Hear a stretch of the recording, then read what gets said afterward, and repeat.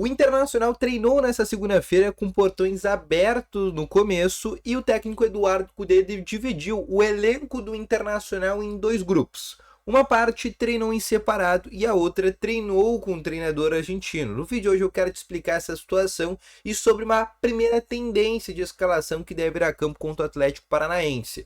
Além disso, também quero te falar sobre duas entrevistas. A primeira do Gabriel, onde ele falou sobre diferenças do trabalho de Mano e Cudê, dando a entender exatamente sobre a escolha de um preferido. Também falou sobre Libertadores, falou sobre Fluminense, falou sobre esse momento do vestiário, como que ele está avaliando essa fase do Inter, principalmente ali nos bastidores, como é que tá o convívio com demais jogadores.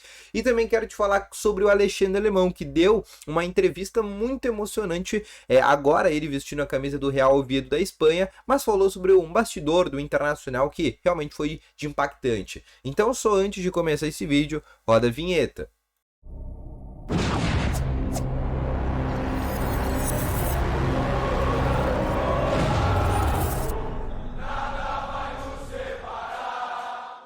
Boa tarde, Colorado! Sejam muito bem-vindos aqui a mais um vídeo no canal. E no vídeo hoje eu quero te atualizar aqui com as principais informações do Inter. Então, só antes de começar, não esquece já de deixar o teu gostei, te inscrever no canal se tu não é inscrito e ativar também o sininho de notificações, que é sempre muito importante. Além disso, quero te falar também, primeiro o link na descrição ou no teu navegador, Betano, a maior casa de apostas do Brasil, que patrocina a Copa do Brasil, Campeonato Brasileiro, e utilizando o cupom canal Inter, tu ganha um bônus de até R$500 no teu primeiro depósito. Então não perde tempo, clica no primeiro link na descrição e aposte agora mesmo na Betano, tá bom?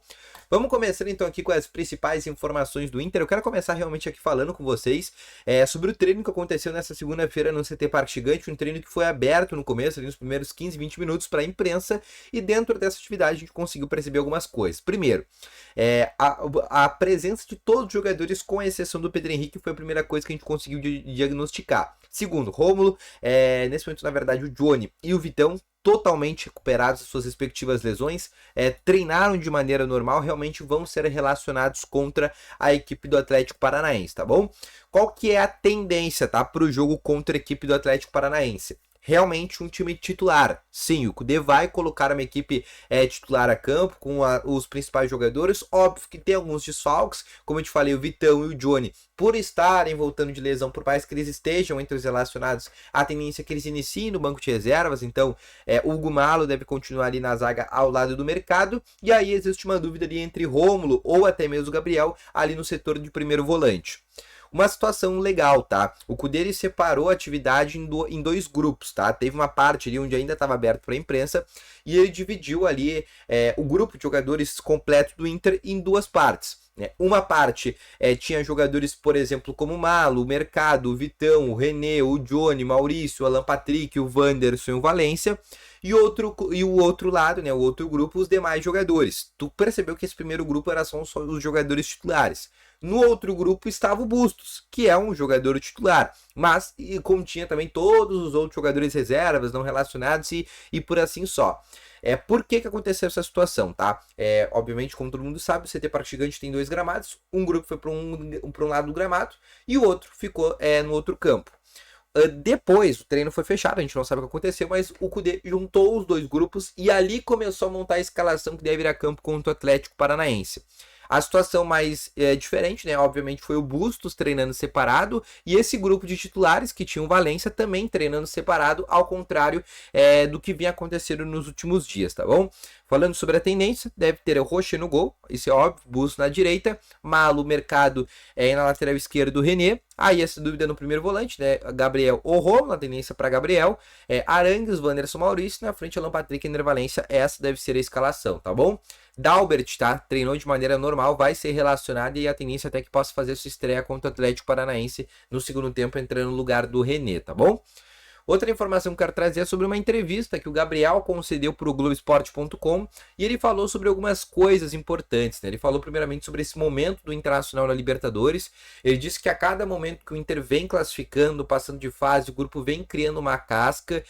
Disse que quanto mais avança agora, cada vez mais vai afunilando, vai ficando curto, mais a motivação dos jogadores aumenta, né, para conseguir esse título. Disse que a pressão hoje que existe no Inter é muito grande, em função de há muito muito tempo não conseguir conquistar um grande título. Ele disse que passa nos corredores, vê todas aquelas taças do Inter, todos aqueles títulos, né, durante os últimos anos do Inter, lá principalmente em 2006, 2010, e ele disse que esse elenco está motivado para também colocar o nome deles na história do Inter. Disse também que sobre o Fluminense, falou só coisas boas sobre o Diniz, que é um grande time, que é uma grande equipe, vai ser um jogo muito duro, né, como ele falou, que o Inter não pode acontecer surpresas nessa partida, ou seja, o Inter tem que estudar muito bem esse adversário com antecedência, como disse o Gabriel, e o Inter não pode sofrer surpresas nesse jogo. Outra coisa que ele falou também sobre a diferença do trabalho de Kudê e Mano Menezes. Ele diz que são dois trabalhos extremamente diferentes, é como se fossem água e fogo para ele. Diz que nesse momento, né, o trabalho do Kudê e o trabalho do Mano não é mérito de um e não é demérito do outro, né? O exemplo, um é bom e outro é ruim, mas diz que são apenas trabalhos diferentes. Diz que começou mal a temporada, chegou o Kudê com essa nova filosofia, esse novo jeito de jogar. No começo demorou um pouquinho para engrenar, mas agora na visão dele tá bem engrenado, tá tudo certo. Ele que tem essa diferença bem grande em relação ao técnico Mano Menezes, tá bom? Além disso, o Gabriel completou também sobre a sua recuperação, né? Disse que foi muito difícil, disse que apesar de estar 100%, né, ele ainda vem dosando na academia, ele não está trabalhando, por exemplo, com o peso ideal dele, né? Ele está indo aos poucos de uma maneira ainda, né, não tanto regular como era em 2022, disse que ainda não alcançou aquele Gabriel de 22, até por isso, né, realmente a gente viu que ele não voltou bem, não está realmente que nem aquele Gabriel que a gente conhecia, mas disse que aos poucos ele vai melhorando e vai vindo a se tornar aquele Gabriel que, por exemplo, foi na temporada passada, tá bom? Outro jogador, ex-jogador agora sim, que deu uma entrevista muito legal, foi o Alexandre Alemão, né? Ex-jogador, ex-centroavante do Internacional, vendido ainda no mês de maio por 3 milhões e 500 mil dólares para o Grupo Pachuca do México. Hoje ele está emprestado ao Real Oviedo da Espanha, que faz parte do Grupo Pachuca. É o Inter que vendeu ele por esses 3 milhões e meio de dólares e ainda ficou com 30% dos direitos econômicos de uma futura venda.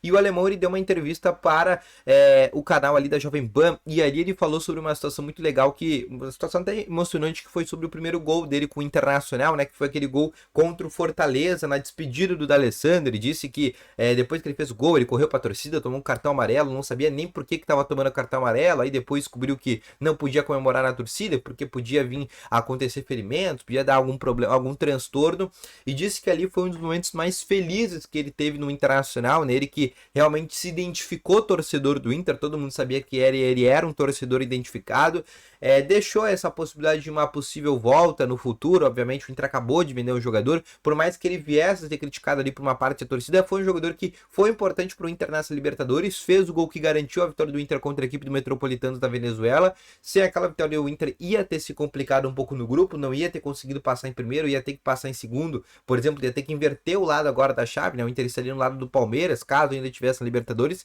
Então, querendo ou não, foi um jogador importante e que mostrou durante toda essa entrevista toda essa emoção e essa identificação que ele sente ainda com o Internacional, num estilo muito até parecido com o próprio Leandro Damião. Então, esse foi o vídeo, espero que tenham gostado, deixe o teu gostei, se inscreva no canal, volto logo mais com novas informações. Valeu, falou e foi!